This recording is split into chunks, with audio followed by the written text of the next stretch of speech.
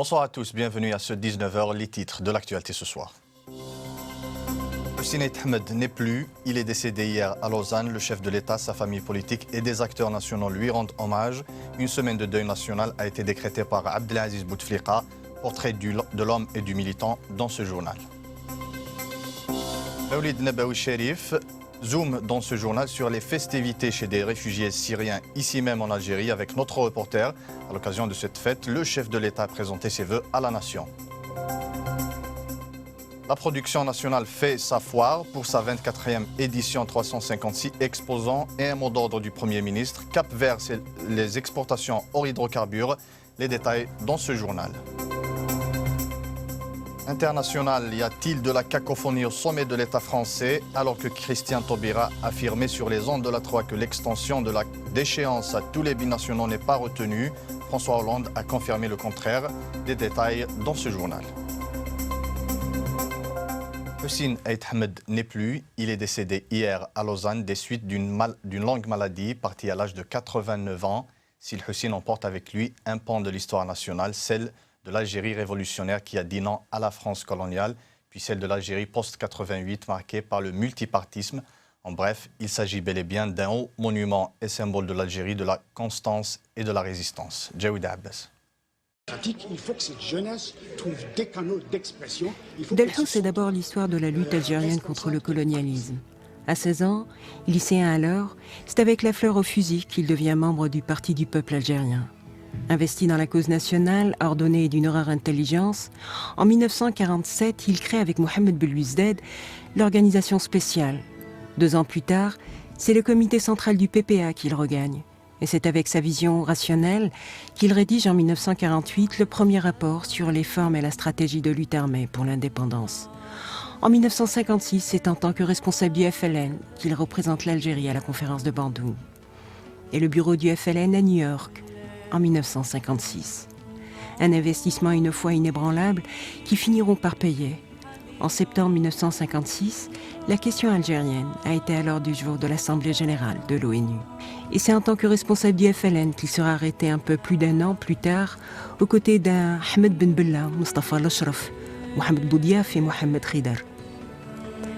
C'était le 22 octobre 1956. Les 5 historiques se rendaient à Tunis. La France a détourné leur avion.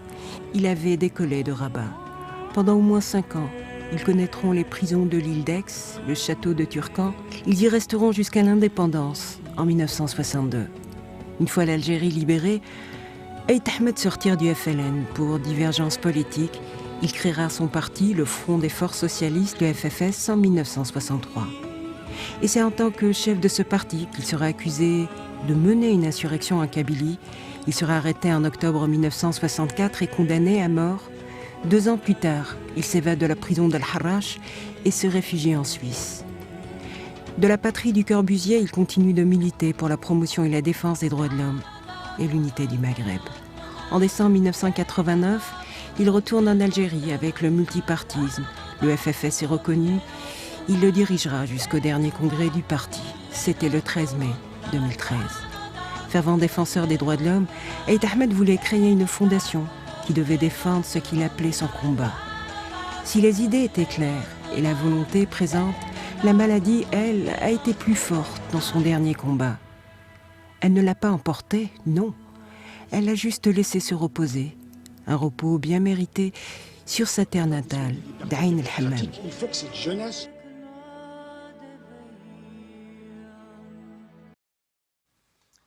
Le décès de Hussein Ahmed a été suivi d'une avalanche de réactions nationales du chef de l'État qui a d'ailleurs décrété aujourd'hui un deuil national de 8 jours sur l'ensemble du territoire national à compter de vendredi 25 décembre 2015.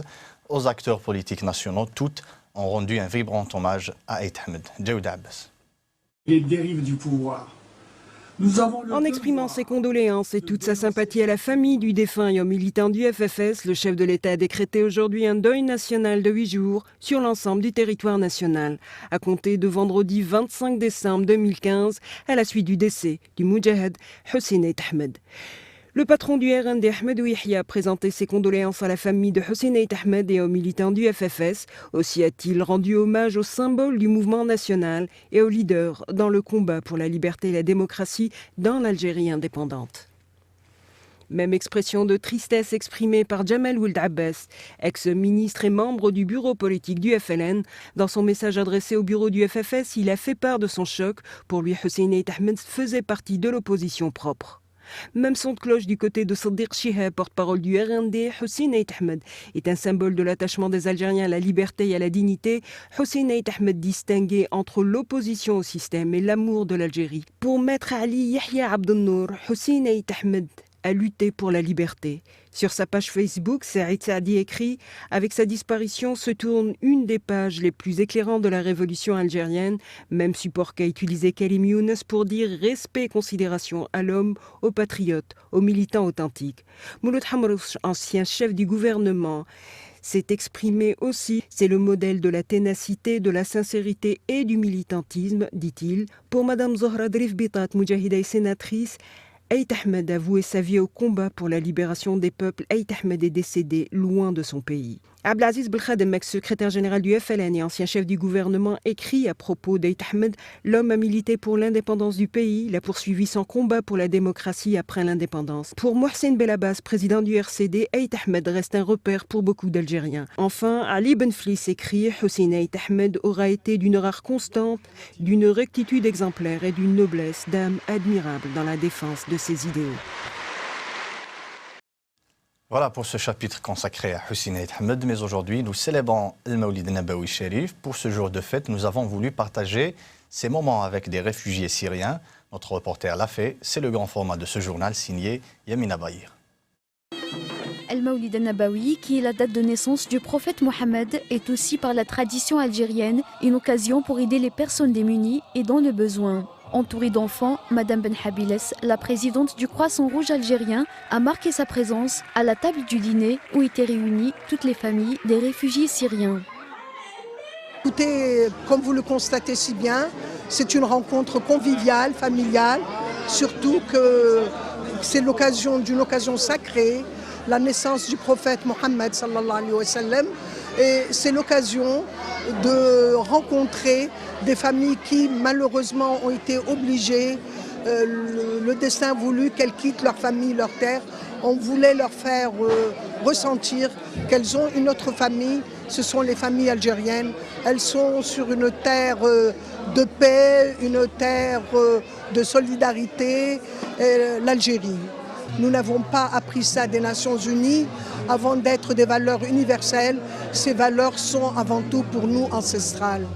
Donc c'est très normal et je suis très heureuse de me retrouver avec des enfants syriens, palestiniens, des jeunes, des moins jeunes, des femmes. Et merci à nous Media News de venir partager cette joie avec nous. Outre l'aide alimentaire et sanitaire que le Croissant Rouge fournit aux familles dans ce centre d'accueil, la soirée du Mawlid al-Nabawi organisée hier est une première. Une initiative qui a rendu le sourire à toutes ces personnes qui ont tout laissé derrière elles ou ce qu'il en reste. Ma maison, ma pharmacie, le centre où je travaillais ont été incendiés par les terroristes.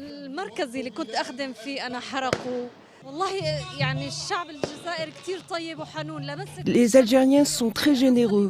Ce soir, on nous a fait ressentir qu'il y a des personnes qui s'occupent de nous, surtout en cette occasion.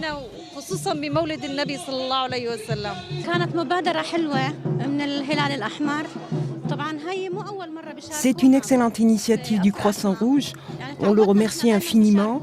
On ne s'y attendait pas.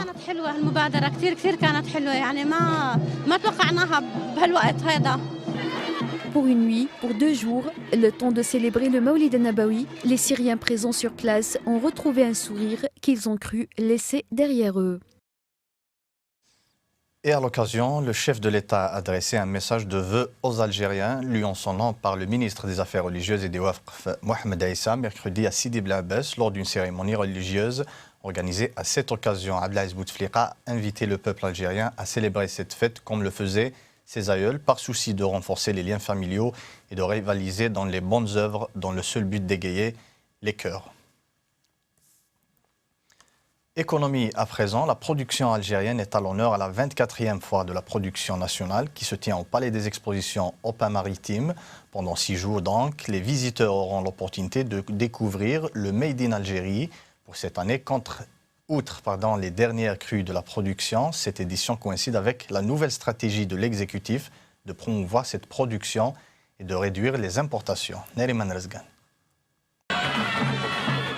Placée sous le thème « La production algérienne, garant d'une économie en devenir », cette manifestation économique réunit 356 exposants nationaux de différents secteurs. L'agroalimentaire, l'emballage, les industries chimiques et pétrochimiques et le secteur des services financiers. À l'inauguration, M. Sellel a appelé les exposants à montrer leur patriotisme économique en répondant aux attentes des consommateurs et en proposant des produits de qualité compétitive à l'exportation et à ne pas se contenter d'écouler leurs produits sur le marché local uniquement. L'Algérien est devenu un consommateur exigeant. Il faut être à la hauteur de ses attentes, a affirmé M. Sellel. Le partenariat national entre le public et le privé a également été évoqué par le Premier ministre. Il a appelé à renforcer cette coopération, notamment dans le segment de la sous-traitance. Par ailleurs, il a insisté sur l'augmentation des exportations hors hydrocarbures pour augmenter les recettes en devises et réduire le déficit commercial réapparu dès le début de l'année 2015 après plusieurs années d'excédent commercial. Les entreprises nationales sont ainsi appelées à s'impliquer davantage dans la démarche du gouvernement visant à substituer l'importation par la production locale. Les transformateurs ils accompagnent les producteurs. هذا هو الحل الوحيد باش نخرجوا من التبعيه. العمل تاعكم يتواكبوا الفلاحين vous accompagnez justement producteurs. justement رانا باغيين ندخلوا معاهم باه ندعمهم ندخلوا في الانفستيسمون. لازم ايميدياتوم. راك في المستوى باش كنا نستنوك تعطينا الحساب تاع شحال اكسبورتيت. سي بيانتو ان شاء الله. بيانتو. avec votre encouragement oui. المستهلكين تاع الحليب وترانسفورماتور دو لي باش نتوما تعودوا vous produisez le lait. Marquant un arrêt au niveau du stand de la Banque de l'Agriculture et du Développement local, la Badr, il a saisi l'occasion pour appeler l'ensemble des banques à augmenter les parts des crédits accordés au financement de l'investissement. Il les a exhortés à œuvrer pour que cette catégorie de crédits atteigne en 2016 au moins 30% de l'ensemble des crédits octroyés. Dans l'actualité internationale, le projet de révision de la Constitution présenté mercredi au Conseil des ministres retient finalement bien la déchéance de nationalité pour tous les binationaux condamnés définitivement pour terrorisme, a annoncé Manuel Valls après plusieurs jours de tergiversation gouvernementale. Le point avec Yamina Bahir. Le gouvernement français a décidé de soumettre au Parlement l'extension de la déchéance de nationalité à tous les binationaux. C'est ce qu'a déclaré le Premier ministre français Manuel Valls lors d'une conférence de presse à l'Élysée. Il a également précisé que les débats sur le texte commenceraient le 3 février à l'Assemblée nationale. Cette mesure symbolique, de l'aveu même de M. Valls, avait été annoncée par le président Hollande 3 jours après les attentats sanglants de Paris. Le second point, second article de cette réforme constitutionnelle, adoptée également par le Conseil des ministres, concerne la déchéance de nationalité.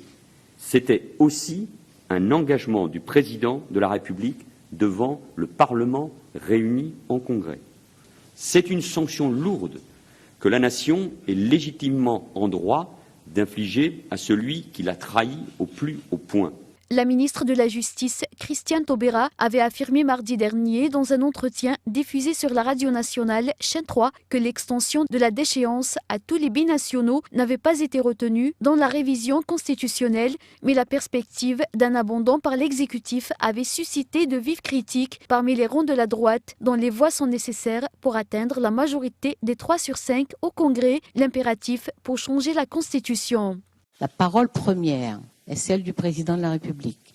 Elle a été prononcée au Congrès à Versailles. La parole dernière est celle du président de la République. Elle a été prononcée ce matin au Conseil des ministres. Et c'est le point final. S'il a finalement maintenu le volet sur la déchéance de nationalité, l'exécutif a en revanche renoncé, s'agissant de l'état d'urgence, à un dispositif de sortie progressive en sifflet. Celui-ci devait permettre de prolonger certaines mesures jusqu'à 6 mois après la fin de l'état d'urgence. Toujours à l'étranger, en Arabie Saoudite, 25 morts dans l'incendie d'un hôpital 14e congrès du Front Polisario, adoption des statuts du Front et de son plan d'action national. En Libye, l'ONU valide un gouvernement d'union dans l'espoir de contrer Daesh. Et enfin, la Syrie est prête à participer aux discussions de Genève. C'est Le Monde aujourd'hui en bref avec Yamina Bahir. Au moins 25 personnes sont mortes et 107 ont été blessées dans un incendie qui a ravagé ce jeudi une partie d'un hôpital situé dans le sud-ouest de l'Arabie saoudite. Le sinistre s'est déclaré au niveau de l'unité des soins intensifs et du service maternité de l'hôpital public de Jazan. La défense civile a indiqué que le feu avait été maîtrisé et qu'une enquête était en cours pour déterminer l'origine de l'incendie. Le 14e congrès du Front Polisario a pris fin mercredi après 8 jours de travaux à Dakhla pour l'adoption du communiqué final. Les assises du Front Polisario ont été marquées par la reconduction du secrétaire général sortant Mohamed Abdelaziz et l'élection des membres du secrétariat permanent. Monsieur Abdelaziz avait été officiellement réélu secrétaire général du Front Polisario à la majorité écrasante avec 90,31% des voix. Le Conseil de sécurité de l'ONU a apporté son soutien mercredi au gouvernement libyen d'union nationale prévu par un accord conclu la semaine dernière dans l'espoir de contrer la montée du groupe Daesh. Le Conseil a par ailleurs demandé aux pays membres d'aider le futur gouvernement d'entente nationale qui sera basé à Tripoli à restaurer la stabilité en Libye. Le Conseil a également invité les factions libyennes qui n'ont pas encore signé l'accord à le faire et à travailler avec le gouvernement d'union. Damas est prêt à participer aux discussions sur la Syrie qui doivent se tenir fin janvier sous l'égide des Nations Unies à Genève. C'est ce qu'a annoncé ce jeudi le ministre syrien des Affaires étrangères, Walid Muallem. Notre délégation sera prête dès que nous aurons reçu la liste de la délégation de l'opposition. Nous espérons que ce dialogue parviendra à nous aider dans la constitution d'un gouvernement d'union nationale. Le 19 décembre, pour la première fois en près de 5 ans de conflit, les 15 membres du Conseil de sécurité ont adopté à l'unanimité une résolution qui établit une feuille de route pour une solution politique à la guerre civile en Syrie. Et puis la page culturelle avec les soirées du Festival Algérie à la salle Ibn Zeydouna à Alger. La soirée d'hier qui a coïncidé avec la fête de l'Mouloud a été un patchwork de musique, des sonorités mexicaines influencées par la musique européenne et africaine. Le tout interprété par l'ensemble La Polvadera. La deuxième partie de la soirée a laissé place au Tarab avec l'ensemble At-Tart al-Arabi d'Égypte qui a interprété les célèbres chansons arabes ainsi que des chants religieux. Amar Hussein. La quatrième soirée du Festival Algérie a été l'occasion au public présent en force à cette soirée de l'Mouloud de découvrir une variété de sonorités puisées dans la tradition mexicaine, mixées avec les musiques des peuples qui ont façonné l'histoire du Mexique. L'ensemble La Polvadera a interprété plusieurs morceaux, accompagnés parfois de la danse traditionnelle, comme la petenera, une légende très ancienne. On arrive à ça qu'on appelle la petenera. C'est une légende très très vieille aussi. La petenera, c'était une femme, une très bonne chanteuse et une très belle femme qui mettait un peu de la magie d'elle autour d'elle.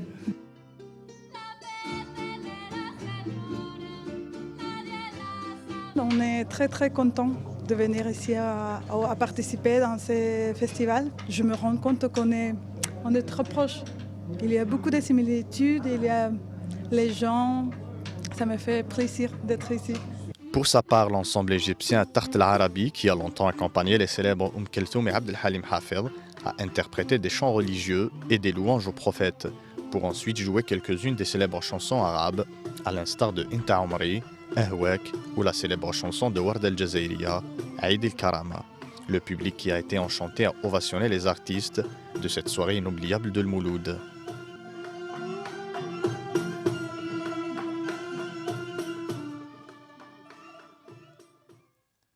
Avec ces notes, on arrive au terme de ce journal. Merci à vous de l'avoir suivi. Merci à toute l'équipe technique qui l'a réalisé. Excellente soirée à tous.